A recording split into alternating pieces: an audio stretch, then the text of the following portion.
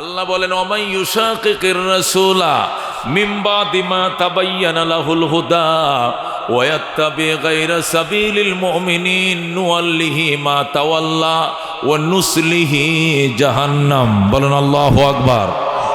আল্লাহ বলেন ওমাই ইউশাকিকির রাসূলা, যারা রাসূলের বিরুদ্ধাচরণ করবে, মিন বাদি মা তাবায়্যানাহুল হুদা, হেদায়েত স্পষ্ট হওয়ার পরেও যারা রাসূলের বিরোধিতা করবে, ওয়াত্তাবি গায়রা সাবিলিল মুমিনিন, এবং সাহাবায়ে কেরামের পথের বিরুদ্ধে নতুন পথ তালাশ করে, আল্লাহ বলেন নুওয়াল্লিহি মা তাওয়াল্লা, যেদিক যাইতে চাও তোমাকে যাইতে দেওয়া হবে, তবে মনে রাখবা ওয়া নুসলিহি জাহান্নাম, অবশেষ তোমাকে জাহান্নামের আগুনে পোড়ায়া মারব। নাউযুবিল্লাহ। আল্লাহ তাআলা সাহাবায়ে কেরামের নমুনায় রহমতুল্লিল আলামিন সাহাবায়ে কেরামকে যেভাবে দিনের কথাগুলো শোনাইতেন, আর চাতক পাখির মতো তাকিয়ে থাকতো, গাছের কোঠার মতো শক্ত হয়ে থাকতো। পাখি মনে করতো যে এটা কোনো গাছের কোঁড়া, এই জন্য পাখি পর্যন্ত সাহাবীদের মাথায় বসে যেত। সুবহানাল্লাহ। এতটুক নড়াচড়াও পর্যন্ত তারা করতেন না। কেমন ছিলেন সাহাবায়ে কেরাম, আল্লাহু আকবার। সেই তাদের নমুনায় কিছু আমলি কথা, যেগুলো জীবনে বাস্তবায়ন করলে নাজাতের ব্যবস্থা হবে, বলার বুঝার আমল করার তৌফিক দান করুক যেরকম আমিন। মুহতারাম হাজিরিন, হযরত সাহাবায়ে কেরাম আল্লাহর নবীকে দেখেছেন, আমরা দেখি নাই। কথা কোন ঠিক কিনা? সাহাবায়ে কেরাম নবী যেভাবে নামাজ পড়েছেন, এই নামাজকে আমরা দেখছি না সাহাবীরা দেখছেন। নবী জিহাদ করেছেন, আমরা দেখছি না সাহাবায়ে কেরাম দেখেছেন। নবী পেটে পাথর বাঁধছেন, আমরা দেখছি না সাহাবায়ে কেরাম দেখেছেন। নবী কেমনে যুদ্ধ করছেন, আমরা দেখেছি না সাহাবায়ে কেরাম দেখেছেন। সাহাবায়ে কেরাম দেখেছেন। সুতরাং সাহাবায়ে কেরামের ঈমান, সাহাবায়ে কেরামের আমল আমাদের ঈমান এবং আমলের জন্য আইডল, আইকন, মডেল। কথা কোন ঠিক কিনা? আমাদের ঈমান যদি সাহাবীদের ঈমানের সাথে মিলে তাহলে আমারটা ঠিক আছে, নতুবা ঠিক নাই। আমাদের আমল যদি সাহাবায়ে কেরামের আমলের সাথে মিলে তাহলে আছে, নতুবা এই আমল গ্রহণযোগ্য নয়। কতক্ষণ ঠিক কিনা? সুতরাং আজকে আমরা সাহাবায়ে কেরামের জিন্দিগির সাথে আমাদের ঈমান এবং আমলের জিন্দিগি মিলে কিনা একটু হিসাব নিকাশ মেলাবো। জরুরি কথাগুলো বুঝে আমলি জিন্দিগিতে বাস্তবায়ন করার তৌফিক দান করুক যেরকম আমিন। আমাদের ঈমানের জন্য সাহাবায়ে কেরামের ঈমান হলো মডেল, আইডল, আইকন, নকশা, নমুনা। আল্লাহ বলেন ফাইন আমিনু কামা আমানান নাস। এক আয়াতে বলছেন আমিনু কামা আমানান নাস। ও মক্কার মুনাফিকেরা, মক্কার মুশরিকেরা, ঈমান তোমরা ওইভাবে আনো যেভাবে সাহাবায়ে কেরাম ঈমান এনেছে। সুবহানাল্লাহ। আমিনু কামা আমানান নাস, তোমরা ঈমান ওইভাবে আনো যেভাবে সাহাবায়ে কেরাম ঈমান এনেছেন। তাহলে বোঝা গেল আমাদের ঈমানটা সাহাবীদের ঈমানের সাথে মিলতে হবে। কথা কোন ঠিক কিনা? আল্লাহ তাআলা অন্য আয়াতের মধ্যে ইরশাদ করেন ফাইন আমানু বিমিসলি মা আমানতুম বিহি ফাকাদ ইহতাদাও। ফাইন আমানু, যদি মক্কার মুশরিকরা ঈমান এইভাবে আনতো, মদিনার মুনাফিকরা ঈমান এইভাবে আনতো, কামা আমানান নাস, যেভাবে সাহাবায়ে কেরাম ঈমান এনেছেন, ফাকাদ ইহতাদাও, তাহলে নিশ্চিত তারা হেদায়েত প্রাপ্ত হতো। সুবহানাল্লাহ। এই মুসলমান, মক্কার মুশরিকরা আর মদিনার মুনাফিকরা ঈমান যদি ওইভাবে আনতো যেভাবে তোমরা ঈমান আনছো হে সাহাবায়ে কেরাম, তাহলে তারা নিশ্চিত হেদায়েত পাইতো। তাহলে বোঝা গেল কি ঈমানটা কাদের মতো হতে হবে? সাহাবায়ে কেরাম মতো। কার মতো হতে হবে? আল্লাহর নবী আল্লাহ রাব্বুল আলামিন অন্য আয়াতের মধ্যে ইরশাদ করেন ঈমান তোমারটা যেরকম সাহাবীর সাথে মিলতে হবে, আমলও তোমারটা সাহাবায়ে কেরামের সাথে মিলতে হবে। তাহলে সাহাবায়ে কেরামের আমলের বিরুদ্ধে আমল করতে গেলে আল্লাহ বলছেন নুওয়াল্লিহি মা তাওয়াল্লা, যেদিক ফিরতে মন চায় তুমি ফিরো, যেদিক যাইতে মন চায় তুমি যাও।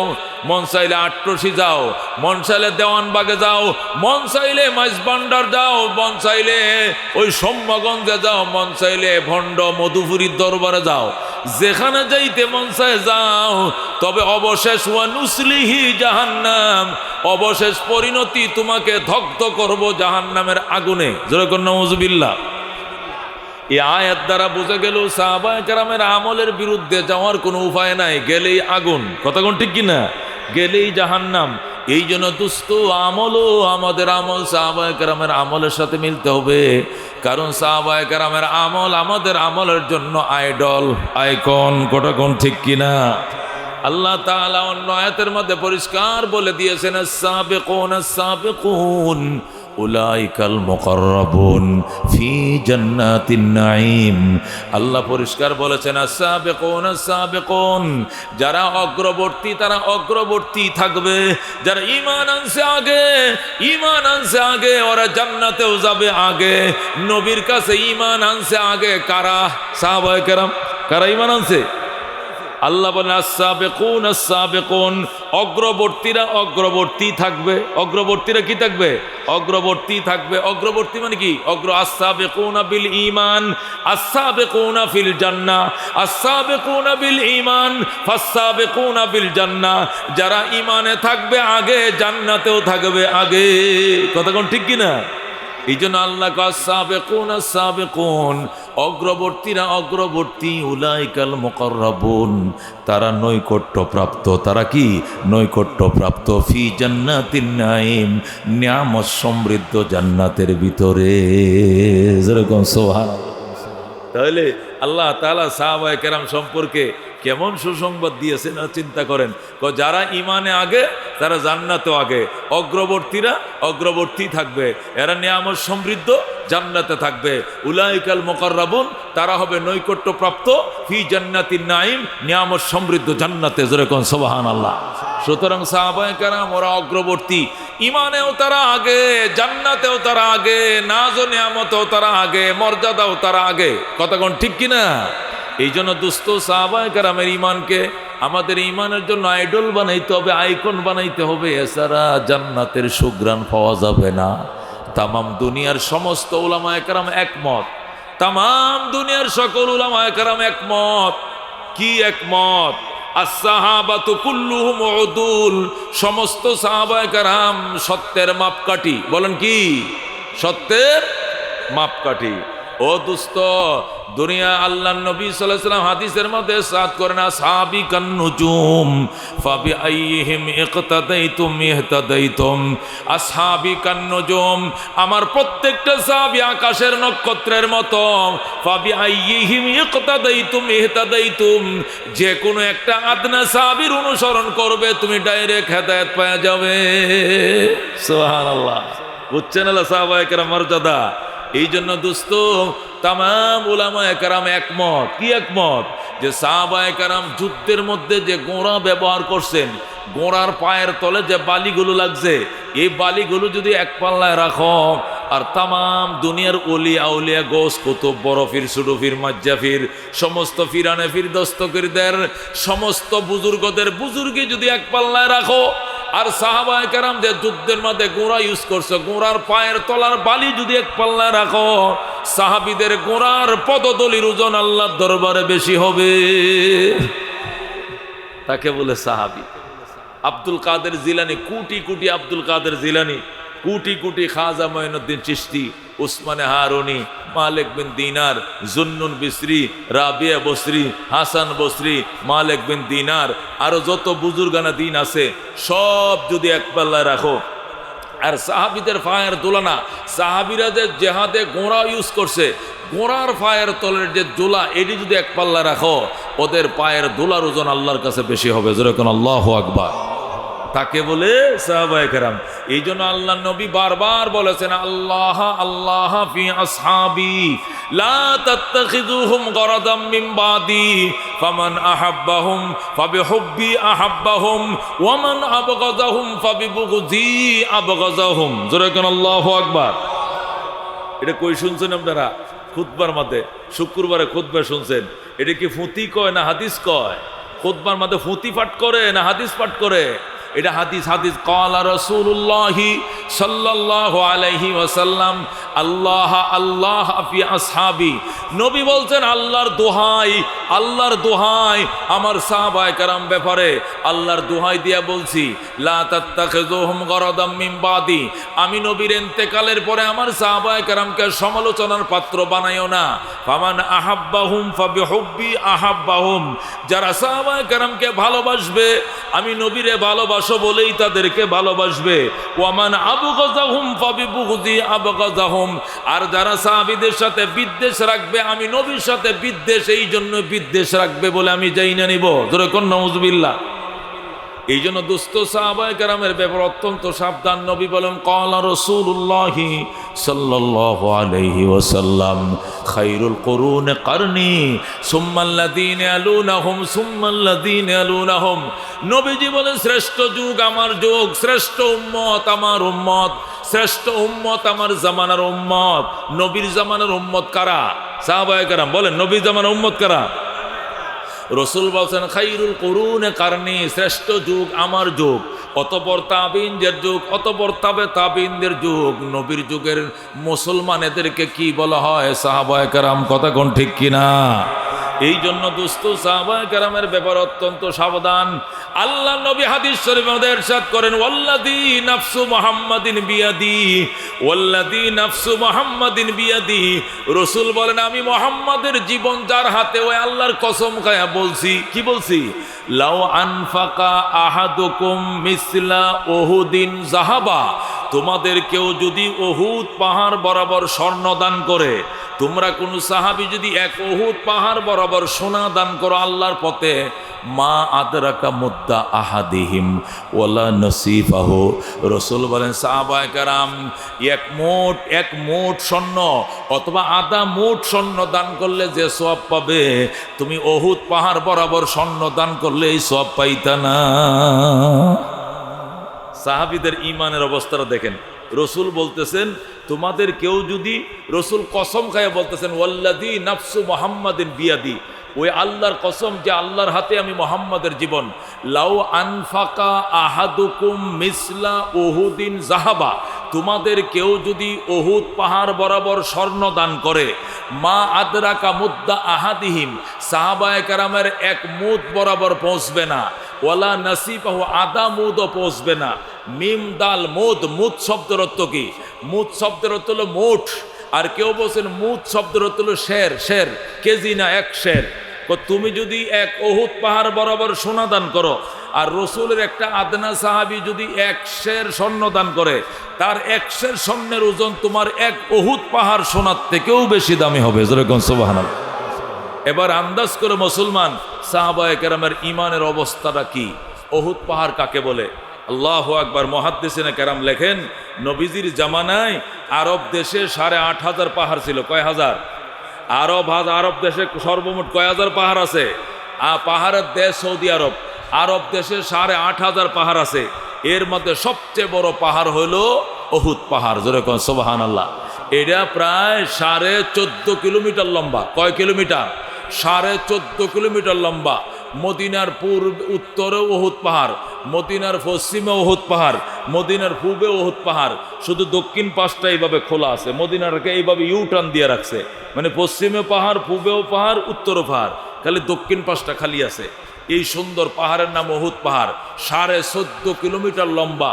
নবী বলেন এই 14.5 কিলোমিটার লম্বা উহুদ পাহাড় যদি সোনা হয়, আর এই সোনার মালিক যদি তুমি হও, আর সবটা সোনা যদি আল্লাহর পথে দান করে দাও, আর সাহাবী যদি হাফ মুঠ, এক মুঠ স্বর্ণ দান করে, তোমার এক উহুদ পাহাড় বরাবর সোনা তার এক মুঠ স্বর্ণের বরাবর হবে না, হবে না, হবে না। যেরকম আল্লাহু আকবার। এবার তুমি আন্দাজ করে দেখো সাহাবায়ে কেরামের ঈমানের অবস্থাটা কি, আমলের অবস্থাটা কি। আল্লাহ রাব্বুল আলামিন কোরআনে কারিমে আমাদের ইরশাদ করেন মুহাম্মাদুর রাসূলুল্লাহ। আল্লাহ বলেন মুহাম্মাদুর রাসূলুল্লাহ ওয়াল্লাযীনা মাহু আশিদ্দাউ আলাল কুফার রুহামাউ বাইনাহুম তারাহুম রুকআন সুজ্জাদান ইয়াবতাগুনা ফাদলাম মিনাল্লাহি ওয়া রিদওয়ানা সীমাহুম ফি ওয়ুজুহিহিম মিন আসারিস সুজুদ। আল্লাহ রাব্বুল আলামিন ইরশাদ করেন মুহাম্মাদুর রাসূলুল্লাহ। মুহাম্মাদুর রাসূলুল্লাহ সাল্লাল্লাহু আলাইহি ওয়াসাল্লাম সাল্লাম ওয়াল্লাযীনা মাহু, এবং তার সাথে যারা ঈমানদার সাহাবীরা রয়েছে তারা আশিদ্দাউ আলাল কুফার, এরা কাফেরদের বিরুদ্ধে প্রচণ্ড বিদ্রোহ, রুহামাউ বাইনাহুম, তারা পরস্পরে একে অপরের প্রতি অত্যন্ত সহমর্মশীল, অত্যন্ত দয়ালু, অত্যন্ত মায়াবী। আল্লাহ রাব্বুল আলামিন বলেন এরা নিজেদের বেলায় কলিজা চিরা একজন আরেকজনকে খাওয়ায়, অথচ কাফেরদের বেলায় কোনো আপোষ নাই। এটি মুহাম্মদুর রাসূলুল্লাহর সাহাবীদের অভ্যাস। ওনারা কাফেরদের বেলায় আপোষহীন, কাফেরদের সাথে কোনো আপোষ করে না, কোনো নম্রতা অবলম্বন করে না। তবে রুহামাউ বাইনাহুম, নিজেদের বেলায় একজন আরেকজনকে কলিজা চিরে খাওয়ায়। কথা কোন ঠিক কিনা? এ দোস্ত, একটা যুদ্ধের ময়দানে ওই ৭০ জন সাহাবী তৃষ্ণা কাতর হয়ে গেছেন, পানি পানি করে চিল্লাইতেছে, পানি দেন পানি দেন বলে চিৎকার মারতেছে, পানি নাই। ৭০ জন সাহাবী সবাই তৃষ্ণায় কাতর। কে যেন একজন এক গ্লাস পানি নিয়ে আয়া কয় ধরেন এক গ্লাস পানি আছে, আর নাই। এই এক গ্লাস পানি আপনারা এক ডুব করে পান করেন। আইনা প্রথম সাহাবীকে দিছে, সাহাবী বলে আমার ভাইকে দেন, ভাই বলে আমার ভাইকে দেন, উনি বলে আমার ভাইকে দেন, উনি বলে আমার ভাইকে দেন। দিতে দিতে ১ নম্বরের গ্লাস চলে গেছে ৭০ নম্বর সিরিয়ালে। যেরকম সুবহানাল্লাহ। কোন সাহাবী পানিটা পান করে নাই, না পান করে আমার ভাইরে দেন, ভাই বলে আমার ভাইরে দেন, সে বলে আমার ভাইরে দেন। এইভাবে এখানকার গ্যালেট চলে গেছে ৭০ নম্বর মাথা, পানিও গেছে ওই মাথায়, শাহাদতের মিছিলও গেছে ওই মাথায়। কেউ দুনিয়ার পানি পান করে নাই, সবাই শাহাদতের শরবত পান করে শহীদ হয়ে যায়। যেরকম আল্লাহু আকবার। ও দোস্ত, এদেরকে বলা হয় সাহাবায়ে কেরাম। আল্লাহ বলেন ওয়ায়ুসিরুনা আলা আনফুসিহিম ওয়ালাউ কানা বিহিম খাসাসা। সাহাবায়ে কেরামের ধর্ম ছিল ওয়ায়ুসিরুনা আলা আনফুসিহিম, এরা নিজেদের উপরে অন্যদেরকে প্রাধান্য দিত। ওয়ালাউ কানা বিহিম খাসাসা, যদিও নিজেদের বেলায় অত্যন্ত দুঃসময় ছিল, দুরবস্থা ছিল, নিজের পেটে ভাত নাই, তারপর নিজের মুখে দেয় নাই, অন্য ভাইয়ের মুখে দিছে। এটি ছিল সাহাবায়ে কেরামের অভ্যাস। যেরকম আল্লাহু আকবার। এই জন্য দুস্থ সাহাবায়ে কেরামের ব্যাপারে সাবধান, উনাদের ব্যাপারে মুখ খুলতে সাবধান, উনাদের সমালোচনা করিও না, নিজের আমল ফুইরে ছাই হয়ে যাবে। কতক্ষণ ঠিক কিনা? তুমি সারা জীবন যা আমল করছো সাহাবায়ে কেরামের ১ ঘন্টা ১ মিনিটের ইবাদতের সমান হবে না। যেরকম আল্লাহু আকবার। সাহাবায়ে কেরামের ১ মিনিটের আমল তোমার ৬০ বছর জীবনের আমল দিলেও সমান হবে না। এদেরকে বলে সাহাবায়ে কেরাম। আল্লাহু আকবার। এদের ব্যাপারে সমালোচনা করিও না। আল্লাহ নবী উহুদের ময়দানে গেছেন যুদ্ধ করার জন্য, সাথে নিয়ে গেছেন ১০০০ মুজাহিদ। ১০০০ মুজাহিদ নিয়ে উহুদের ময়দানে গেছেন। কাফেররা ৩০০০। কোন কাফেররা কয় হাজার? কাফেররা ৩০০০ আর নবীর বাহিনী হলো মাত্র ১০০০। নবী কাতার সোজা করতেছেন, কাফেরদের বিরুদ্ধে যুদ্ধ শুরু হয়ে গেছে। নবীজি যখন কাতার সোজা শুরু করছেন, ওই পাশে কাফেররা, এই পাশে ইমানদারেরা। ইমানদার হলো ১০০০ আর কাফের হলো ৩০০০। এই ১০০০-এর মধ্যে ৩০০ ছিল মুনাফেক। কয়শ? ৩০০ ছিল মুনাফেক। এই ৩০০ মুনাফেক যখন দেখছে ৩০০০ কাফের ওই পাশে দাঁড়াইছে, বিরাট বড় লাইন, নিজেদের থেকে ৩ গুণ বেশি দেখা যায়, তখন আব্দুল্লাহ ইবনে উবাই ইবনে সলুল রইসুল মুনাফিকিন, মুনাফিকদের লিডার আব্দুল্লাহ ইবনে উবাই ডাক দেয়া কয় মোহাম্মদ আমি গেলাম, এটা যুদ্ধ নয়, এটা মরণ, এই মরণে আমি রাজি নই, আমি গেলাম, কাফেররা আমাদের থেকে অনেক গুণ বেশি, আমরা কম, যুদ্ধ করব না। এই বলে ৩০০ কাফের নিয়ে আব্দুল্লাহ পলায় গেল। জোরে কন্যা নাউজুবিল্লাহ। তো আল্লাহ নবী মাত্র ১০০০ লোক নিয়ে আইছে, এখান থেকে ৩০০ পালায় গেছে, আছে আর কয়শ? ৭০০ আছে। কয়শ? এই ৭০০ লোক নিয়ে দাঁড়াইছে। দাঁড়ানোর পরে সাহাবায়ে কেরাম বলতেছে ইয়া রাসূলুল্লাহ, এ হাবিব আল্লাহ, দেখছেন উবাই কাজটা কি করছে? ৩০০ লোক লয়ে পালায় গেছে। এরা তো পালায় নাই, আমার মনোবলটা নষ্ট করে দিয়ে গেছে, আমাদের দুঃসাহসটা ধ্বংস করে দিয়ে গেছে। এটা কোনো কাজ করলো নি, আপনি আল্লাহর কাছে বদদুয়া দেন। আল্লাহ নবী ডাক দেখো, আল্লাহ তুমি তো সব কিছু দেখছো, কিভাবে ওরা পলায় গেল? এরা যদি যুদ্ধ না করে তাহলে না আসলেই তো পারতো, কিন্তু ময়দানে আইসা কেন এখন পালিয়ে গেল? তোমার কাছে বিচার দিলাম। আল্লাহ রাব্বুল আলামিন ডাক দেয়া কয়, আমার বন্ধু এই জন্য টেনশন করিয়েন না, আপনি পেরেশান হয়েন না, আল্লাহর সাথে সাথে আয়াত নাজিল করে কয় ইয়া আইয়ুহান নাবিয়্যু ইয়া আইয়ুহান নাবিয়্যু হাসবুকাল্লাহ ওয়া মান ইত্তাবাআকা মিনাল মুমিনিন। আল্লাহ বলেন ইয়া আইয়ুহান নাবিয়্যু, ওগো আমার বন্ধু, হাসবুকাল্লাহ, আল্লাহ আপনার জন্য যথেষ্ট। ওয়া মান ইত্তাবাআকা মিনাল মুমিনিন, এবং যারা ঈমানদার অনুসারীরা আছে তারাই যথেষ্ট। যদিও 300 জন পালিয়ে গেছে, যাক পালিয়ে যাক, 700 জন তো দাঁড়ায় আছে। এই 700 জন পাও গাড়াইয়া হাঁটু পর্যন্ত দাঁড়াইছে, এরা পালাবে না, আপনি ভয় করিয়েন না।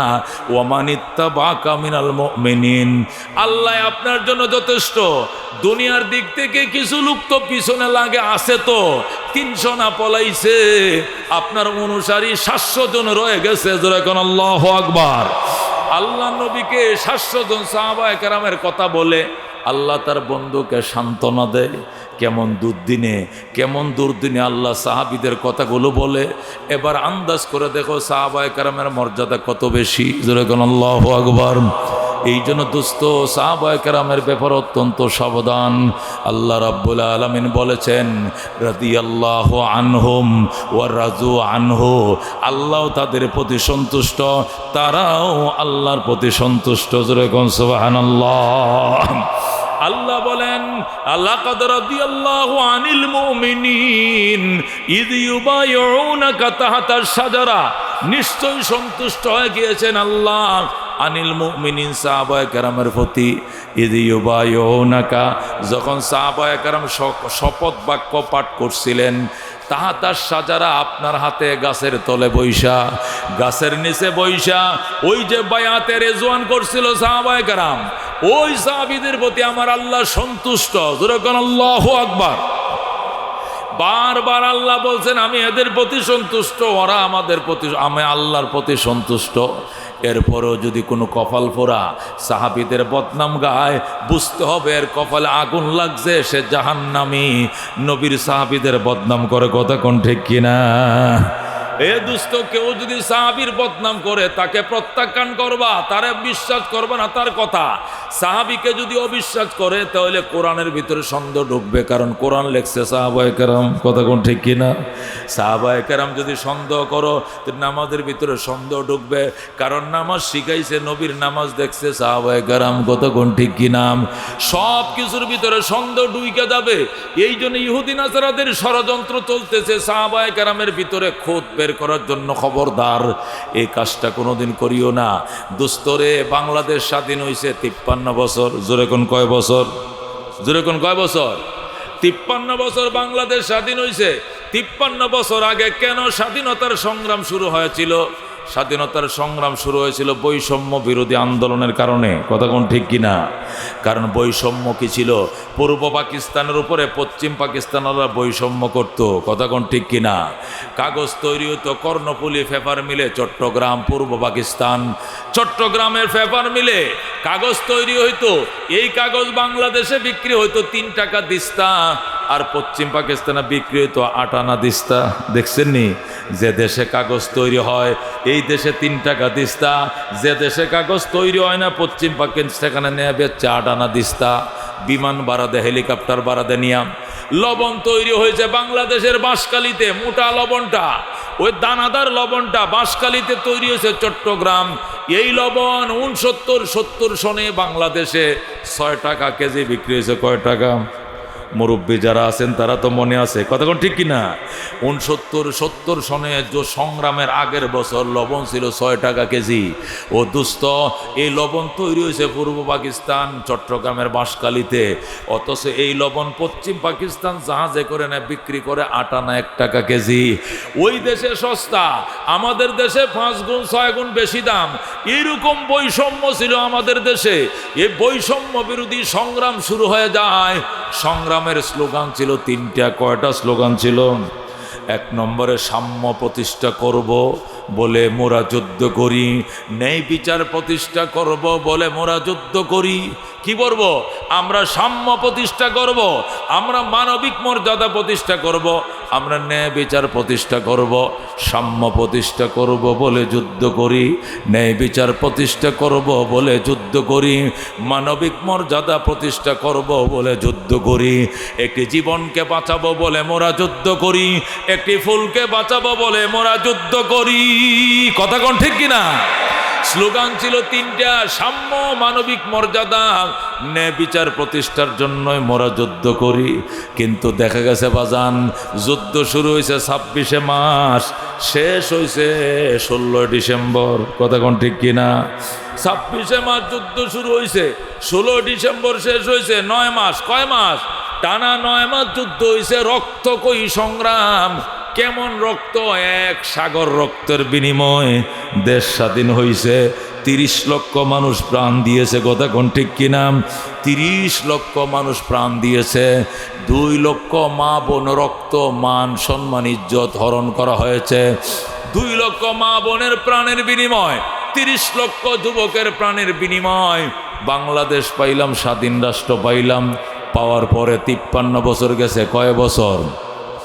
এই 53 বছরে আওয়ামী লীগের সরকার গঠন করছে, বিএনপিও সরকার গঠন করছে, লাঙ্গলওয়ালা জাতীয় পার্টি সরকার গঠন করছে। কথা কোন ঠিক কিনা? এইভাবে কেউ 2 বার ক্ষমতায় ছিল, কেউ 2.5 বার ছিল, কেউ 3.5 বার ছিল। কথা কোন ঠিক কিনা? লাঙ্গল ছিল 2 বার, ধান ছিল 2.5 বার, নৌকা ছিল 3.5 বার। কথা কোন ঠিক কিনা?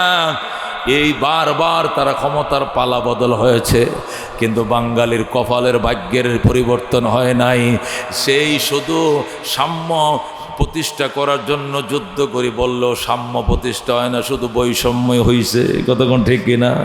শুধু আয়নাগর তৈরি হয়েছে। কি তৈরি হয়েছে? আয়নাগর তৈরি হয়েছে। উলামায়ে কেরামকে জেলের মধ্যে বন্দি করছে, কইরা অন্ডঘোষের মধ্যে কারেন্টে শর্ট দিছে। জোরে কর নাউজুবিল্লাহ। এ দোস্ত, এইভাবে যদি আরো 300 বছর যায়, আওয়ামী লীগের নামাইছো, বিএনপি রে বসাইবা, নাহলে জাতীয় পার্টি বসাইবা, অন্য কেউ রে বসাইবা, এক দল নামবে আরেক দল উঠবে। এইভাবে যদি আরো 300 বছর দেশ চালাও, সাম্য হবে না, মানবিক মর্যাদা হবে না। সাম্য আর মানবিক মর্যাদার জন্য একমাত্র কোরআন ছাড়া উপায় নাই। এই কথা কোন ঠিক কিনা? এ দোস্ত, কথা ঠিক বলছি কিনা? সাম্য এবং মানবিক মর্যাদা, ন্যায় বিচার প্রতিষ্ঠার জন্য মোরা যুদ্ধ করি বলে 9 মাস রক্ত হয়ে সংগ্রাম হলো। এরপরে 53 বছর দেশ শাসন হলো।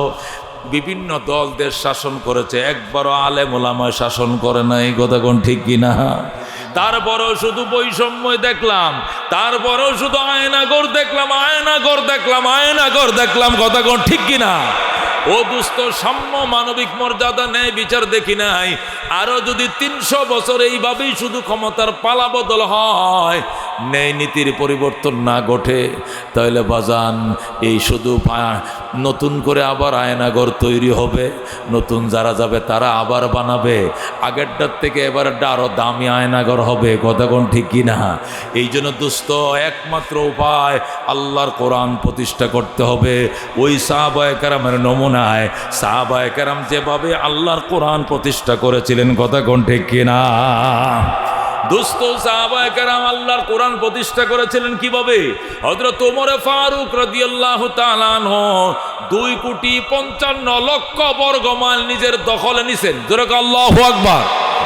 বাংলাদেশ মাত্র 1,55,000 বর্গ মাইল, 1,55,000 বর্গ মাইল হলো বাংলাদেশ। অথচ ওমরের দেশ সেটা ছিল 2,55,00,000 বর্গ মাইল। এই 2,55,00,000 বর্গ মাইলের পৃথিবী হযরত ওমর শাসন করেছেন। মানুষের উপরে বৈষম্য দূরের কথা, একটা পশু পর্যন্ত একটা পশুর উপরে বৈষম্য করার সাহস পায় না। কথা কোন ঠিক কিনা? হযরত ওমর শুয়ে রয়েছে মদিনায় খেজুর গাছের তলায়, আর সেখান থেকে 1,500 মাইল পশ্চিমে আফ্রিকার জঙ্গল থেকে হরিণ আর সিংহ নাইমে আইছে পানি পান করার জন্য নদীর ঘাটে। গালে গাল মিলে হরিণ আর সিংহ পানি খায়, সিংহে হরিণের দিকে তাকানোর সাহস পায় না। সুবহানাল্লাহ। হরিণ ডাক, দেখো মামা, আগে তো আপনাদের অত্যাচারে জঙ্গলে থাকতে পারি নাই, শুধু দৌড়ায় দৌড়ায় আমগরে ধরছেন আর খাইছেন, এখন এত বড় পরহেজগার কেমনে হইলেন মামা? হরিণ জিজ্ঞায় কারে? সিংহরে জিগায়। ও মামা, আগে তো আপনাদের অত্যাচারে জঙ্গলে থাকতে পারি নাই, শুধু দৌড়াইছেন আর লাফতে ধরে খপ করে খাইছেন। এখন এত বড় পরহেজগার হইলেন, গালের সাথে গাল মিলাইয়া আমি কি খাইছি? সাগরে ফানি ফান করছি, নদীর ফানি। একটু আমার দিকে তাকাইলেন না? বাকি না ভালো আছি না মন্দ আছি একটু জিজ্ঞাইলেন না? কারণটা কি? সিংহ ডাক দেয়া কয়, বাকি না কথা কম কও, হযরত উমরের শাসন চলছে, হযরত উমরের শাসন চলছে, কথা কম ক। মানুষ দূরের কথা, একটা পশু পর্যন্ত পশুর উপরে বৈষম্য করার সাহস পায় না, ঠিক কি না? क्या नजर थे जिसने मुर्दों को मसीहा कर दिया, दिल को रोशन कर दिया, आँखों को बीना कर दिया, खुद न थे जो राह पर औरों के हादी बन गए, क्या नजर थे जिसने मुर्दों को मसीहा कर दिया, दिल को रोशन कर दिया, फैशानी ने तेरी कतरों को दरिया कर दिया, दिल को रोशन कर दिया, आँखों को बीना कर दिया। ज़रा गुन मरहबा। এ দুস্থ হযরত উমর ফারুক রাদিয়াল্লাহু তাআলা আনহু মদিনায় খেজুর তলায় শুয়ে রইছে। সেখান থেকে ১৫০০ মাইল পশ্চিমে পর্যন্ত একটা সিংহ আর একটা হরিণের দিকে তাকানোর সাহস পায় নাই। কোরআনের শাসনের কারণে মানুষ মানুষের উপর অবিচার করবে, বৈষম্য করবে, কল্পনাই করা যায় না। একটা পশু পর্যন্ত পশুর দিকে বৈষম্যর দিকে তাকাইতে পারে না। এই কথা কোন ঠিক কিনা? হযরত ওমর ফারুক রাদিয়াল্লাহু তাআলা আনহু অর্ধেকটা জাহান ক্ষমতায় নেওয়ার পর জেরুজালেম কর্তৃপক্ষের কাছে সিডি লাগছে, ও জেরুজালেম কর্তৃপক্ষ, আমি খলিফাতুল মুসলিমিন আমিরুল মুমিনিন ওমর বলছি, বাইতুল মুকাদ্দাসটা আমার হাতে তুলে দিতে হবে। জেরুজালেম ওয়ালার চিঠি লিখছে, জাহাপনা আসেন, আসা মাত্র বিনা রক্তপাতে বাইতুল মুকাদ্দাসের চাবিকাঠি আপনাকে বুঝায় দেওয়া হবে। ওমর কো আমাকে আসতে হয় কেন? তোমরা এসে দিয়ে যাও। কো স্যার, আপনাকে একটু দেখতাম, আপনি কেমন মায়ের সন্তান, আপনি কোন আদর্শ দিয়ে দুনিয়াটাকে শাসন করেন? আপনি কি অস্ত্রের জোরে দেশ শাসন করেন, নাকি চরিত্রের দূরে, নাকি আদর্শের গুণে, কি গুণে দেশ শাসন করেন দেখতে চাই। এই কথা বলার পরে উমর রওনা করছে। উমরের সাথে গোলাম আছে। ওমর ডাক দেখো, গোলাম উট রেডি করো, গোলাম উট রেডি করো। গোলাম উট রেডি করছে। হযরত ওমর উটের ফিডে উঠে বসছে, গোলাম লেগাম ধরে টানো টানতেছে। ৩ মাইল পর্যন্ত গেছে। ৩ মাইল যাওয়ার পর এবার ওমর ডাক দেখো, গোলাম দাঁড়াও। গোলাম কয় কেন? দাঁড়া বেটা। গোলাম দাঁড়াইছে। ওমর লাফ দিয়ে নামছে, নাইমা কয় লেগামটা আমার হাতে দাও, তুমি এবার উঠে বসো। গোলাম রে উডের ফিডের উপরে বসাইয়া অর্ধেক জাহানের বাদশাহ লেগাম ধরে আরো ৩ মাইল টানে। আল্লাহু আকবার। এ দোস্ত, এটাকে বলা হয় সাম্য, এটাকে বলা হয় মানবিক মর্যাদা, এটাকে বলা হয় মানবিক মর্যাদা, ন্যায় বিচার। কথা কোন ঠিক কিনা? গোলাম উডের ফিডের উপরে উঠছে, উইটা দুআ ইউনুস পড়তাছে, লা ইলাহা ইল্লা আনতা সুবহানাকা ইন্নী কুনতু মিনাজ জালিমিন। উমর কয়, তুই মুসিবতের কালমা ফরজ কেন? কি মুসিবত তোর উপরে? মুসিবত তো কিছু না, আসমান ভাঙ্গিয়া পড়তে পারে আমার মাথার উপরে, না হলে ঠাডাও ফালতে পারে আল্লাহ। কারণ অর্ধেক জাহানের বাদশাহ উমর, বেহেশতি মানুষ লাগাম ধরে টানে, আর আমি গোলামের করে গোলাম উডের উপরে বইসে রইছি। আল্লাহ ঠাডা ফালবো মাথার উপরে, এই জন্য দুআ ইউনুস পড়তাছে, আল্লাহ যেন ঠাডা না ফালায়। জোরে কোন আল্লাহু আকবার। ওমর ডাক দেখো, গোলাম কথা কম কবেডা, তোর কবরে তুই যাবি, আমার কবরে আমি যাব, আমার কবরে তুই যাইবি না, তোর কবরে আমি যাব না। হাসরের ময়দানে যদি আল্লাহ জিজ্ঞাসা করে, ওমর তোমাকে যে রক্ত মাংস দিয়ে বানাইছিলাম, গোলাম রে তো একই রক্ত মাংস দিয়ে বানাইছিলাম। তুমি সারা রাস্তা বসা ছিল আর গোটা রাস্তা গোলামে লেগাম ধরে টানছে, তাকে কেন একটু শান্তি দাও নাই? আমি জবাব দিতে পারবো না। এই জন্য 3 মাইল গোলামে টানবে, এরপরে 3 মাইল ওমর নিজেই টানবে, অন্য কিছু হবে না। আল্লাহু আকবার। গোলাম কয়টা কেন? কয়টা নবী শিখাইছে, এটা কোরআন থেকে শিখছি। আল্লাহু আকবার। এইভাবে বদলাইয়া বদলাইয়া যাইতে যাইতে সর্বশেষ সিরিয়াল একদম জেরুজালেম পৌঁছে গেছে। সর্বশেষ সিরিয়াল আইছে, ওমরে টানবে, গোলামে বসবে। এখন গোলাম ডাক দেয়া কয়, শোনো, গোলাম ডাক দেয়া কয়, স্যার এই সিরিয়ালটা আমারে দিয়া দেন। যাওয়ার টাইমে আপনি মরুভূমির মধ্যে ডবল টাইম নেন। এখন আমি টানি কারণ আপনাকে মালা পরাইতে আইব, আইসা তো আপনারা চিনব না, আমারে মালাটি পরাই দিবে, মনে করবে আমি হলাম বাদশাহ, আপনি গোলাম, এই জন্য লেগামটা আমার হাতে দেন। ওমর কয়, চুপ কর, এটাই আদর্শ, এটাই মানবিক মর্যাদা, এটা দেখানোর জন্য আমি আইছি। এই আদর্শ দেখেই তো ইহুদিরা কালমা পড়ে মুসলমান হয়ে যাবে। আল্লাহু আকবার। হযরত ওমর জেরুজালেম পৌঁছে গেছে। সর্বশেষ জেরুজালেম কর্তৃপক্ষ, ইহুদি নাসারা মন্ত্রী মিনিস্টাররা যখন মালা পরানোর জন্য দাঁড়ায় রইছে, হযরত ওমর লাগাম ধরে টানতাছে, গোলাম বয়ে রইছে, সবাই মালা পরাইতেছে গোলাম রে। সবাই মনে করছে গোলাম হইল কি বাদশাহ, আর যিনি লাগাম টানে হইল গোলাম। কিন্তু লাগাম টানতেছে হযরত ওমর, আর গোলাম বইসে রয়েছে, গোলাম রে মালা পরায়। গোলাম গো, আমি না, আমি না, আমি বাদশাহ নয়, বাদশাহ উনি, উনারে মালা পরান। আল্লাহু আকবার। যখন বলছে উনি বাদশাহ, জেরুজালেম কর্তৃপক্ষ অবাক হয়ে গেছে, বলে কি বাদশাহ আবার লাগাম টানে কেমনে? ওমর কই, এইটাই ইসলাম, এটাই মানবিক মর্যাদা, এটাই সাম্য। এই সাম্য রহমতুল্লিল আলামিন থেকে আমরা শিখছি। আর এই সাম্যের জোরে, মানবতার জোরে আজকে হযরত ওমর অর্ধেকটা জাহানের বাদশাহ হয়েছি। আল্লাহু আকবার। এই জন্য দোস্ত, আল্লাহর জমিনে যতদিন আল্লাহর আইন কায়েম না করবা, লাঙ্গল দিয়ে সাজাইছো দেশ, নৌকা দিয়ে সাজাইছো দেশ, দান দিয়েও সাজাইছো দেশ, কম বেশি সবাই তো দেশ শাসন করছে, কথা কোন ঠিক কিনা? আল্লাহ ডাক দেখো, সব রং দে তুমি দুনিয়া সাজাইছ, সব রং দে বাংলাদেশ সাজাইছ, আমি আল্লাহর রং কোরআন দিয়ে একবার সাজাও। এই জন্য ওই আয়াতটা আজকে তাফসিরের জন্য নিয়েছি, সিবগাতাল্লাহ। আল্লাহ বলেন সিবগাতাল্লাহ, ওয়ামান আহসানু মিনাল্লাহ সিবগাম ওয়া নাহনু লাহু আবিদুন। আল্লাহ কো সিবগাতাল্লাহ, নৌকা দিয়া সাজাইছো সাজে নাই, দান দিয়া সাজাইছো সাজে নাই, লাঙ্গল দিয়া সাজাইছো সাজে নাই। আল্লাহ কই ইসবাগু বিসিবগাতিল্লাহ, আমি আল্লাহর রং কোরআন দিয়া সাজাও। ওয়ামান আহসানু মিনাল্লাহ সিবগা, এত সুন্দর রং আর জগতে পাইবা না, আল্লাহর কালারের মতো উত্তম কালার আর পাইবা না।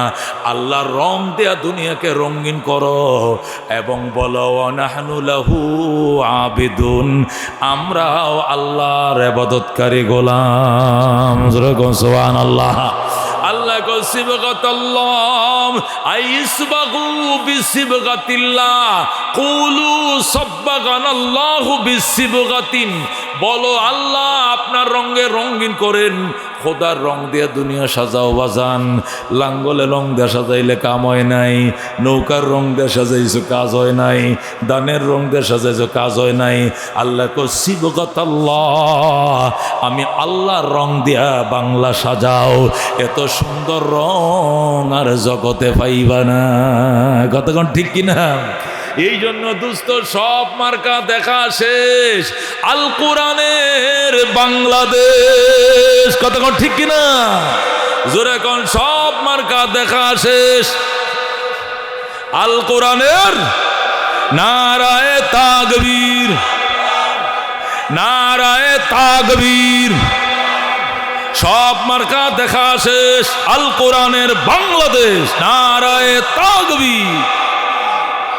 এই জন্য আল্লাহ ডাক দেখো, কদ রব্বুকা আল্লাহ তা'বুদু ইল্লা ইয়্যা ওয়া বিল ওয়ালিদাইনি ইহসানা। আল্লাহ বলেন আমার বন্ধু, কদ রব্বুকা, আপনার রব সিদ্ধান্ত নিছেন দুইটা। কয়টা সিদ্ধান্ত? দুইটা সিদ্ধান্ত নিছেন। এক নম্বর সিদ্ধান্ত হলো আল্লাহ তা'বুদু ইল্লা ইয়া, ইবাদত চলবে, হুকুম চলবে, আইন চলবে একমাত্র আল্লাহর। জোরে কোন আইন চলবে কার? জোরে কোন আইন চলবে কার? এই বাড়ির মালিক কে? আসমান জমিনের মালিক কে? যার বাড়ি তার আইন না চললে শান্তি হবে?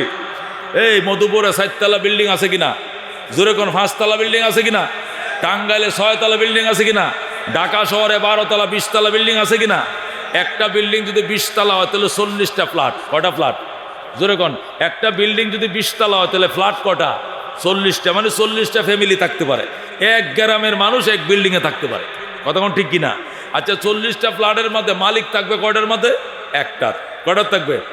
একটার, নাহলে 2টার থাকবে, ঠিক কিনা? বাকি সব ভাড়া। এই কথা কোন, বাকি কি? তাহলে ভাড়াটিয়ার সংখ্যা বেশি না মালিকের সংখ্যা বেশি? ভাড়াটিয়ার সংখ্যা বেশি। কিন্তু আইন চলে কার? এই ভাড়াটিয়ার আইন চলে কি? মালিকের আইন চলে। কার আইন চলে? বাড়িওয়ালা লিখে রাখছে রাত 11:30 গেট বন্ধ। কে লিখে রাখছে? ভাড়াটিয়া লেখছে না বাড়িওয়ালা লেখছে?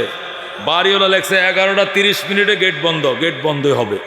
তুমি ভাড়াটিয়া আইসে যদি 12টা বাজে দাঁড়ায় থাকো, খোলেন খোলেন, কত সকালে আইসেন সকালে আইসেন, এখন খোলা হবে না। কতক্ষণ ঠিক কিনা? তাহলে দোস্ত, একটা বিল্ডিংয়ে যদি 40টা ফ্ল্যাট থাকে, একটাতে বাড়িওয়ালা থাকে আর 39টা ভাড়া থাকে, 39 জনে মিললেও যদি মিছিল করে বাড়িওয়ালার বিরুদ্ধে, কাজ হবে না। আইন চলবে কার? বাড়িওয়ালার। কথা কোন ঠিক কিনা? এই গোটা বাড়িটা যিনি বানাইছে, যিনি টাকাতে কিনছে, যিনি পৌরসভার ট্যাক্স দিতেছে, সিটির ট্যাক্স দিতেছে, বাড়ি বানাইছে, উনি বাড়ির মালিক, ওনার আইন চলবে, নতুবা বাড়িতে শান্তি হবে না। কথা কোন ঠিক কিনা? আল্লাহ কয় বাড়িটার মালিক আমি, বাড়ির মালিককে, এই আসমান জমিনের মালিককে, চন্দ্র সূর্যের মালিককে। আল্লাহকে আমি ওই বাড়ির মালিক, আমার আইন ছাড়া এই বাড়ি চলবে না, ঠিক কিনা? আল্লাহ পরিষ্কার বলতেন, ইয়া মাশারাল জিন্নি ওয়াল ইনস, ও জিন এবং ইনসান শোনো, আমার বাড়িতে থাকলে আমার আইন মানতেই হবে। যদি মানতে মন না চায় তাহলে চেষ্টা করে দেখো আমার বাড়ি ছেড়ে অন্য কোথাও চলে যাও। কই যাইবা? লা তানফুজুনা ইল্লা বিসুলতান, যাওয়ার জায়গা নাই, যেখানে যাইবা সেখানে দেখবা রাজত্ব চলছে আমি আল্লাহর। কথা কোন ঠিক কিনা? এই জন্য দোস্ত, আল্লাহ সিদ্ধান্ত নিয়ে ফেলছেন। 1 নম্বর সিদ্ধান্ত, আইন চলবে কার? ইবাদত চলবে কার? 2 নম্বর সিদ্ধান্ত, অবিল ওয়ালিদাইনি ইহসানা, খেদমত চলবে, মা বাবার খেদমত চলবে কার? জোরে কোন, খেদমত কার চলবে? শ্বশুরের খেদমত চলবে, পীর বাবার খেদমত চলবে, ডাক্কিয়া বাবার, উকিল বাবার, ভান্ডারি বাবার, ল্যাংটা বাবার খেদমত চলবে, জনমদাতা মা বাবার, ঠিক কিনা? আল্লাহ নবী বলছেন, হুমা জান্নাতুকা ওয়া নারুকা, মা বাবাই তোমার জন্য জান্নাত, ওই মা বাবাই তোমার জন্য জাহান্নাম। মা বাবার খেদমত করছো, মা বাবা দোয়া করছে, কপালে লেখা লও তুমি জান্নাতি। আর মা বাবারে দুঃখ দিয়েছো, কষ্ট দিয়েছো, শ্বশুর শাশুড়ির জন্য 2 হাত ভরে ফল ফ্রুট নিয়ে যাও, অথচ মারে জীবনে একটা কমলা এনে দাও নাই, একটা আপেল এনে দাও নাই। হোর বাড়িতে সিএনজি বইরা ফল মিষ্টি লেও রওনা করছ, মা দেইকা ফালাইছে জানালা দিয়া, পুত্রে এতগুলো ফল লয়ে কই যায়? আমার হাউরি অসুস্থ, হাউরি দেখতে যায়।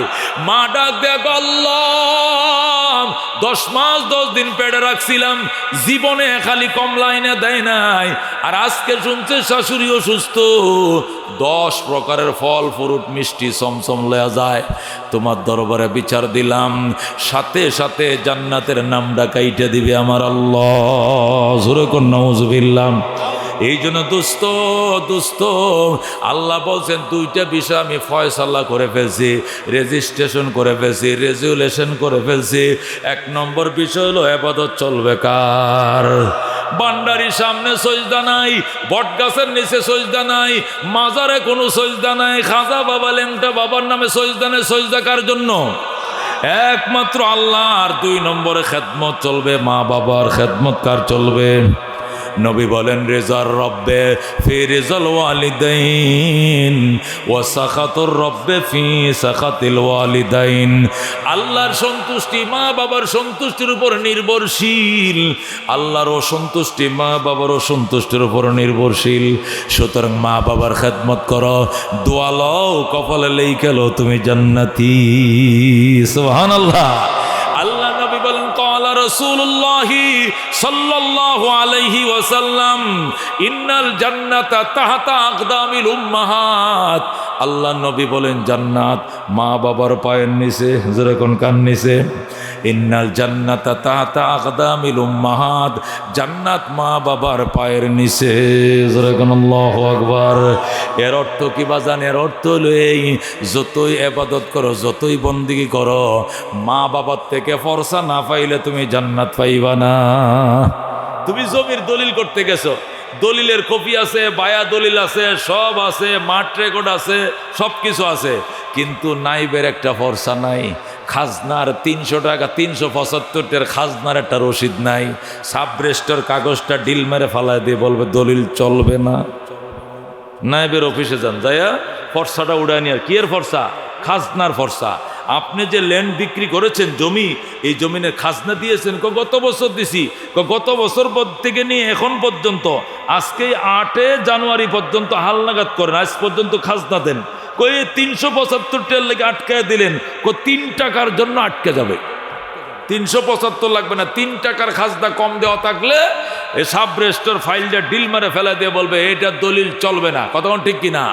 ওয়ারিশ আনা সার্টিফিকেট আনেন, ওয়ারিশ সার্টিফিকেট আনছেন, নিদ্দা বিমনামা আনছেন, ওই খাজনার দলিল আনছেন, খারিজের দলিল আনছেন, মিউটেশন আনছেন, সব কিছু আনছেন, এরপরে দলিল চলবে না। কি লাগবে? খাজনার রসিদ লাগবে। আল্লাহ রব্বুল আলামিন সব নামাজ আনছ, রোজার রসিদ, নামাজের রসিদ, হজের রসিদ, জাকাতের রসিদ, দান করার সব আছে, কিন্তু মা বাবার বদদুয়া পাইছিলা, মা বাবার নিদ্দা বিনামার ফরসাটা ছাড়া তুমি পার হইতে পারবা না। আল্লাহ আটকায় দিবে। তোমার মা তোমার প্রতি দাবি রাখছে, এই বেডির দুধ খাইছিল 3 বছর 2.5 বছর, এই মহিলা তোমার মা তোমার প্রতি মনোদুঃখ আছে, এই জন্য তোমাকে ফেরেশতারা ছাড়বে না, গেইডে আটকায় দিবে। ওই ফরসাটা আনতে হবে। তখন মা বাবার কাছে যাওয়ার পর মা বাবা যদি নিদ্দাবি নামা দেয়, অটোমেটিক একটা ফরসা বের হয়ে আসবে। ওই ফরসাটা দেখাইলে গেট দেওয়া যেতে দিবে, নতুবা যেতে দিবে না। আল্লাহু আকবার। এই জন্য দুস্থ আল্লাহ নবী বলছেন, দেখিলে মায়ের মুখ পাইবা তুমি জান্নাতের শোক। আল্লাহু আকবার। বাবুন ফি বিররিল ওয়ালিদাইন, বুখারী শরীফ 2য় খণ্ড। এই যে শাইখুল হাদিসরা এখানে বসা, বুখারী শরীফ 2য় খণ্ড, বাবুন ফি বিররিল ওয়ালিদাইন, পিতামাতার সাথে সৎ আচরণের যে সাপ্টার, ওই সাপ্টার মধ্যে ইমাম বুখারী আনছেন, যে ব্যক্তি মা বাবার দিকে মহব্বতের নজরে তাকাইব, নজরটা ফিরানোর আগেই কবুল হজের সওয়াব। সুবহানাল্লাহ। সাহাবী দাঁড়ায় বলে, ইয়া রাসূলুল্লাহ, ইয়া হাবিবাল্লাহ, নজর ফিরানোর আগেই যদি কবুল হজের সওয়াব হয়, তাহলে আমরা তো 51 ফ্যামিলি, আমরা এখন আলোক বিলোক হই নাই, জুদা হই নাই। কি হই নাই? জুদা হই নাই, আলোক হই নাই, একসাথে আছি, যৌথ ফ্যামিলি, জয়েন্ট ফ্যামিলি, একসাথে খায়, একসাথে ঘুমাই। মার চেহারা বাবার চেহারা ডেলি তো বারবার দেখি, বারবার দেখলে বারবার হজের সওয়াব হবে নি। নবী বলছেন, ওয়ালাউ কানা ফিল ইয়াউমি মিয়াতু মাররা, যদি একদিনে তুমি 100 বার মা বাবার চেহারার দিকে তাকাও, আল্লাহ তোমার 100টা কবুল হজের সওয়াব দিবেন। আল্লাহু আকবার। এই জন্য দুস্থ খবরদার, মা বাবার ব্যাপারে অত্যন্ত সাবধান। মা বাবা যেন কষ্ট না পায়, মা বাবার কথা সবসময় খেয়াল রাখবা। আমার নবী নিজের মারে পায় নাই, 6 বছর বয়সে মা হারাইছে। এই জন্য বড় হইয়া মার আদরটা নিজের দুধমা হালিমায়ে সাদিয়ারে নবী করছে। নিজের মা আমিনা মারা গেছে, দুধমা হালিমারে নবী আদর করছেন। চিঠি লিখতেন, মা গো মা, মদিনায় বেড়ায় যাও। হালিমায়ে সাদিয়া সেই তায়েফ থেকে মক্কায় আসতো, তায়েফ থেকে মদিনায় যাইতো, যায় নিজের পালক পুত্র দেখে আইতো, দুধের সন্তানরা দেখে আইতো। আর নবী নিজের চাদরটা বিছায়া দিয়ে বলতেন, মা এখানে আপনি বসেন, আপনার বুকের দুধ খায়া আল্লাহ আমি মোহাম্মদ রে বড় বানাইছে। যেরকম সুবহানাল্লাহ। এই জন্য খেদমত চলবে কার? মা বাবার। যেরকম কার? এটা আল্লাহর সিদ্ধান্ত। নবী বলেন ওয়ালা তাউকান্না ওয়ালিদাইক, মা বাবার নাফরমানি করিস না। ওয়াইন আমারাকা আনতা খরুজা মিন আহলিকা ওয়া মালিকা, নবী কওয়ালা তাউকান্না ওয়ালিদাইক, মা বাবার নাফরমানি করিও না। ওয়াইন আমারাকা, যদিও তোমার মা বাবা তোমার হুকুম করে আনতা খরুজা মিন আহলিকা ওয়া মালিকা, বউ ছেড়ে দেওয়ার জন্য, সম্পদ ছেড়ে দেওয়ার জন্য, বউ ছাড়তে হবে, সম্পদ ছাড়তে হবে, তবু গো মা বাবা ছাড়া যাবে না। যেরকম আল্লাহু আকবার। এ দুস্থ হযরত ইব্রাহিম আলাইহিস সালাম থাকতেন ফিলিস্তিনে, আর ইব্রাহিমের ছেলে ইসমাইল থাকতেন মক্কায়। কই থাকতেন? মক্কায়। মক্কা থেকে ফিলিস্তিন প্রায় 1500 মাইল। কয়শো মাইল? 1500 কিলোমিটার। মাইল না, 1000 মাইল। 1500 কিলোমিটার। ফিলিস্তিন থেকে মক্কা 1000 মাইল, মানে 1500 কিলোমিটার। ইসমাইল থাকে মক্কায়, ইব্রাহিম থাকে ফিলিস্তিনে। ও মুসলমান, হযরত ইব্রাহিম ফিলিস্তিনে থাকে, মাঝে মধ্যে 1 বছর 2 বছরের মাথায় মক্কায় যায়। হযরত হাজেরা ইন্তেকাল করছে, ছেলেটাও বড় হয়েছে। ইব্রাহিম চিন্তা করছেন আমার ছেলেটার বিয়ে করানোর দরকার, চিন্তা করতেছেন। হঠাৎ করে মক্কার মানুষ ইসমাইলকে বিয়ে করায় দিছে। মক্কার সমাজের লোকেরা ইসমাইলকে বিয়ে করায় দিছে। হযরত ইসমাইল বিয়ে করে বাবার কাছে চিঠি লেখছে, বাবা গো, তোমার ইসমাইল বিয়ে করছে, পুত্রবধূ দেইখা যাও, পুত্রবধূ দেইখা যাও। হযরত ইসমাইল বউয়ের সাথে দেখা করে নাই, ঘরের বাহিরে যায় চিঠি লেখছে, বাবা গো, তোমার ইসমাইল বিয়ে করছে, পুত্রবধূ দেইখা যাও। হযরত ইব্রাহিম আলাইহিস সালামের বয়স 120 বছর। কয় বছর? 120 বছরের বুড়া হযরত ইব্রাহিম আলাইহিস সালাম ঘোড়ার উপরে সওয়ার হইয়া ফিলিস্তিন থেকে মক্কার উদ্দেশ্যে রওনা করছে। 1500 মাইল রাস্তা, 1500 কিলোমিটার রাস্তা। হযরত ইব্রাহিম আলাইহিস সালাম প্রায় 1 মাস পার হইয়া তিনি মক্কা নগরে আইছেন। আইসা ইসমাইলের ঘরের দুয়ারে দাঁড়ায় ডাকে, ইসমাইল রে, আমার ইসমাইল, আমি একটা বৃদ্ধ মানুষ, অনেক দূর থেকে আসছিলাম, দরজা খোলো, আমাকে তুমি আগায় লও। ইসমাইল বাড়িতে নাই, ইসমাইল ঘরে নাই। এই জন্য ইসমাইল কোনো জবাব দেয় না। অনেকক্ষণ পর 2-3 বার ডাক দেওয়ার পর ইসমাইলের বউ ডাক দেয়া, কে আপনি? ইসমাইল, ইসমাইল কয়ে ডাকেন কেন? আমি ইসমাইল আমারে আসতে বলেছে, আমাকে আসতে বলেছে পুত্রবধূ দেখার জন্য, এই জন্য আমি এসেছি। মহিলা ডাক দেয়া কয়, ইসমাইল বাড়িতে নাই, এখন ঘরে ঢুইকেন নাম, চলে যান, ইসমাইল আসলে পরে আইসেন। জোরে কোন নাউজুবিল্লাহ। মহিলা কয়, ইসমাইল বাড়িতে নাই, এখন ঘরে ঢুকা যাইবে না, পরে আইসেন। হযরত ইব্রাহিম আলাইহিস সালাম চলে গেলেন আর বললেন, মা, আমার ইসমাইল আসলে কইও, আমি আবার আসবো গো মা। আর কইও ইসমাইলের ঘরের চৌকাটটা ভালো নয়, চৌকাটটা যেন তাড়াতাড়ি বদলাইয়া লয়। সুবহানাল্লাহ। হযরত ইব্রাহিম ডাক দেয়া কয়, মা, আমার ইসমাইল কই? আমি জানি না, ইসমাইল ঘরের বাহিরে, ঘরে নাই, কোথায় গেছে জানি না, কবে আসবে জানি না, কেমন চলছে সংসার সুবিধার না, নতুন সংসার কেমন, ভালো নয়। ইব্রাহিম ডাক দিয়ে কয়, মা, তোমার একটা কথার মধ্যে রস নাই, কষ নাই, তুমি এমন কেন গো মা?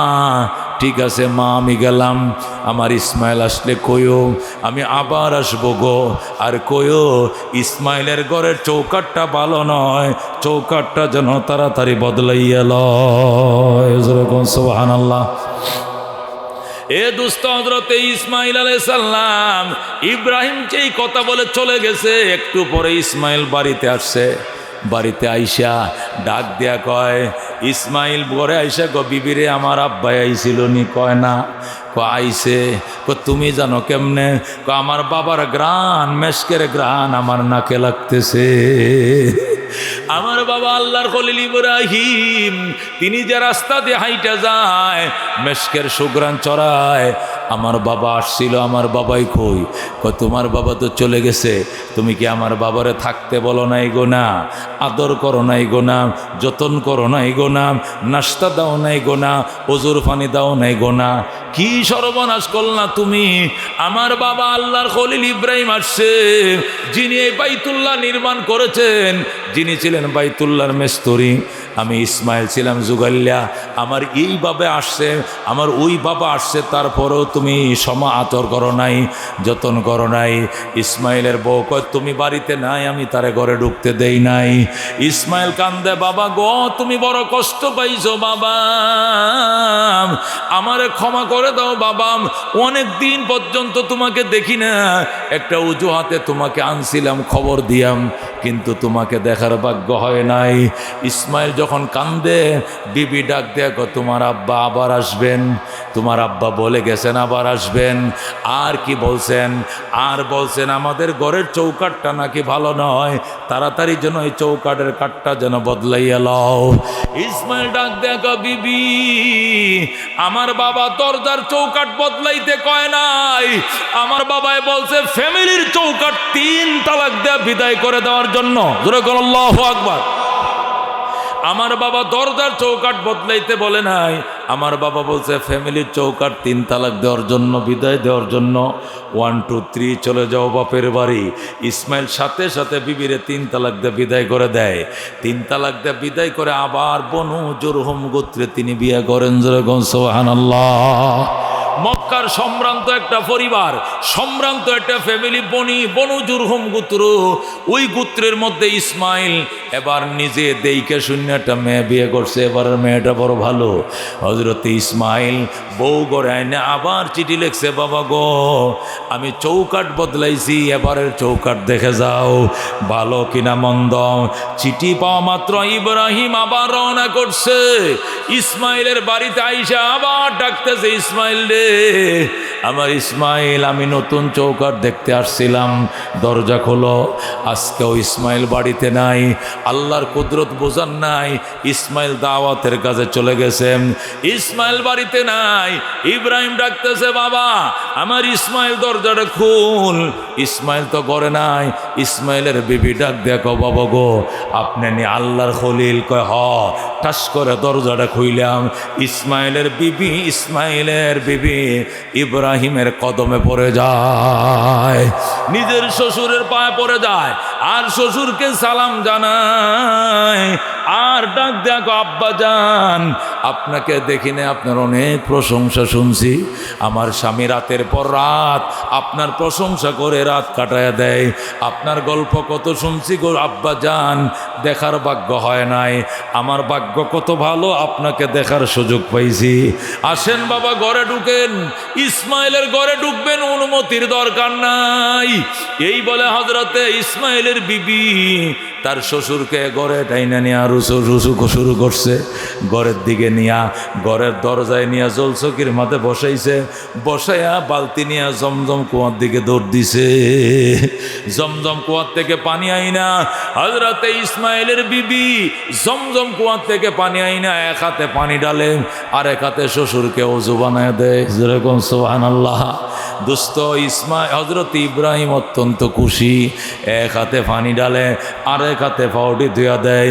ইব্রাহিম ডাক দেয়া কয়, মাম ও মা গামছালো তোয়ালিল, আমার পাও হাত মুখটা মুছে দাও। ইসমাইলের বিবি নিজের মাথার চুল দিয়া সাথে সাথে শ্বশুরের পাউডি মুছে দেয়। ইসমাইলের বিবি ডাক দেয়, আব্বা জান কিসের গামছা কিসের তোয়ালি, আমি আমার মাথার কেশ দিয়ে আপনার পাও মোবারক মুইছা দিলাম। নিজের মাথার চুল দিয়া শ্বশুরের পাউডি মুইছা দেয়। হাইরে ইব্রাহিম খুশি। ইব্রাহিম ডাক দেখো মাগো আমার ইসমাইল কই? আছে। কবে আসবে? দেরি হবে না। আমার ইসমাইল কেমন আছে? অনেক ভালো আছে। তুমি কেমন আছো? মা আলহামদুলিল্লাহ অনেক ভালো। মাগো সংসার কেমন চলছে? অনেক সুখের সংসার গো। হযরত ইব্রাহিম খুশি হয়ে কয় মা আমি গেলাম, আমার এখানে থাকা নিষেধ, আমি আবার আসবো গো মা। ইসমাইলের বিবি দরজার ফাতারে দাঁড়ায় গো বাবা গো আমি আপনাকে যাইতে দিমু না, আপনাকে আমি যাইতে দিব না। ইসমাইলের আগের বিবি আপনাকে চলে যাইতে দিয়েছিল, এই জন্য ইসমাইল এক মুহূর্ত তারে রাখে নাই। আমি আপনাকে যাইতে দিব না, আপনি থাকেন, আপনার ছেলে ইসমাইল আসলে দেখা করে পড়ে যাবেন। ইব্রাহিম ডাক দেখো মা এখানে থাকা নিষেধ আমার। মাগো আমি গেলাম, আমি কথা দিলাম আবার আসবো, আমি আবার আসবো গো মা। আমার ইসমাইল আসলে কইও এবারের চৌকাট বড় ভালো গো, জীবনে যেন এই চৌকাট না বদলায়। যেরকম সুবহানাল্লাহ, এবারে চৌকাট অনেক ভালো, জীবনে যেন না বদলায়। হযরত ইসমাইল একটা যায় মেশকের সুগরান ছড়ায়, খেদমতে মা দর পে দর কুন সুবহ শাম, তাকে বাসি দর্দ আলম নেকে নাম, হর কে খেদমত কর দেউ মখদুম শুদ, হর কে খুদরা দি দেউ মহরুম শুদ। খেদমতে মা দর পে দর কুন ইখতিয়ার, তাকে বাসি দর্দ আলম বখতিয়ার। হাকিমুল উম্মত মুজাদ্দিদ মিল্লাত আশ-শাযলি থানভী লেখেন মা বাবার খেদমত করো গো, পাঁচটা জিনিস পাইবা। কয়টা? যেরকম কয়টা?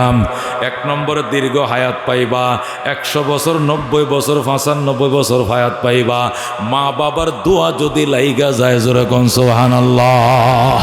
2 নম্বরে বড় বড় মুসিবত থেকে আল্লাহ তোমার মা বাবার দোয়ার উসিলে তোমাকে বাঁচাবে, বড় বড় বিপদ আপদ থেকে আল্লাহ তোমাকে বাঁচাবে। 3 নম্বরে মা বাবার দোয়া যদি পাও আল্লাহ তোমাকে সম্মানের চেয়ার দিবে, তুমি সভাপতি হইবা, সহসভাপতি হইবা, পরিচালক হইবা, মুতামিম হইবা, মুফতি হইবা, বক্তা হইবা, মুফাসসিরুল কোরআন হইবা। মা বাবার খেদমত করো গো, আল্লাহ তোমাকে সম্মানের চেয়ার দিবে। 4 নম্বরে মা বাবার খেদমত করো গো, আল্লাহ তোমাকে মক্কা মদিনা যাওয়ার ভাগ্য দিবে। সুবহানাল্লাহ। মা বাবার খেদমত যারা করছো, যতই গরিব হও না কেন, এমন ব্যবস্থা আল্লাহ করে দিবে। হঠাৎ করে হজ করতে পারো না, উমরার জন্য 1 লাখ টাকার ব্যবস্থা হয়ে গেছে, হঠাৎ করে এমন কলা ধরছে, এমন আনারস ধরছে, এমন ফসল ফলছে, আঙ্গুল ফুলে কলা গাছ, একসাথে টাকা জমা দিয়া তুমি মদিনার যাত্রী হয়ে গেছে। কথা কোন ঠিক কিনা?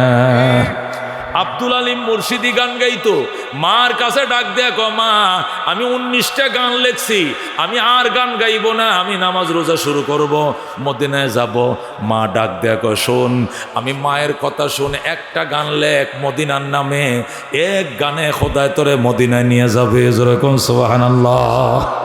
আব্দুল আলিম কয় মা ভালো করে দোয়াটা করবো তো? হ্যাঁ ইনশাল্লাহ, আমি মা দিলের থেকে দোয়া করবো, আমি তোর মন থেকে দোয়া করবো, তুই মদিনার নামে একটা গান লেখ, এক গানে মদিনায় যাবে, আমি মায়ের দোয়ার বরকতে। যেরকম আল্লাহু আকবার। তখন আব্দুল আলিম গান লেখছে, মনে বড় আশা ছিল যাব মদিনায়, কাফেলাতে কে যাও তুমি, কে যাও বে তরি অবাই, সঙ্গে নিয়ে যাইও মুরে খানি কৃপা করি, সঙ্গে যদি না লাও মুরে গিয়ে মদিনায়, এই গরিবের সালাম দিও মদিনার বাদশায়, আমার আশা আছে সম্বল নাই, করি কি উপায়, মনে বড় আশা ছিল যাব মদিনায়। যেরকম মারহাবা। এই গান যখন বাংলাদেশ বেতার রেডিওতে সম্প্রচার হয়, এক গানে গুলশানের এক মহিলা আব্দুল আলিমকে বলে তুমি আমার সাথে দেখা করবা। আব্দুল আলিম দেখা করতে গেছে, টাকা দিব আমি, মদিনায় যাইবা তুমি। যেরকম আল্লাহু আকবার। মার দোয়া কেমন জিনিস দেখো, সোজা মদিনায়। যেরকম আল্লাহু আকবার। আমি গরিবের সন্তান, আমার জীবনের সবচেয়ে বড় স্বপ্ন ছিল মদিনায় যাওয়া। আমি মায়েরা বললাম, মা দোয়া করো মদিনা যেন যেতে পারি। মা কয় আমারে লয়ে যাইবে কিনা কয়। আমি বললাম পইলা আমি যাবো, পরের বার তোমারে নেবো। যেরকম আল্লাহু আকবার। মায়ে দোয়া করছে, প্রথম আমি গেছি, পরের বছর মা বাবা দুইজনের হজ। যেরকম আল্লাহু আকবার। এর 3-4 বছর পরে আবার মায়েরা উমরা করাইলাম। এ পর্যন্ত আল্লাহ আমারে 16 বার নেওয়াইছে। যেরকম আলহামদুলিল্লাহ। সব মায়ের দোয়ায়।